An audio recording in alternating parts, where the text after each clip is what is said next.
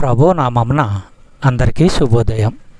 ఈరోజు దేవుని వాగ్దానము ఏమనగా, కీర్తనల గ్రంథము 14వ అధ్యాయము 17వ వచనము. దేవుని రాజ్యము భోజనమును పానమును కాదు గాని నీతియు సమాధానమును పరిశుద్ధాత్మ యందలి ఆనందమునై ఉన్నది. సహోదరులారా, దేవుని రాజ్యం అంటే తినడమో త్రాగడమో కాదు. అది పవిత్రాత్మలో నీతి, న్యాయాలు, శాంతి, ఆనందం.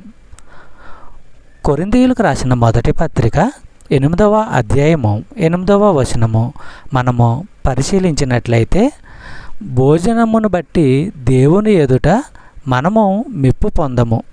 తినకపోయినందున మనకు తక్కువ లేదు, తినినందున మనకు ఎక్కువ లేదు. సహోదరులారా, విశ్వాసులకు ఎలాంటి ఆహారమైన తినడానికి తినకపోవడానికి స్వేచ్ఛ ఉంది. అయితే ఈ స్వేచ్ఛ కన్నా వారు పట్టించుకోవాల్సిన సంగతులు మరికొన్ని ఉన్నాయి.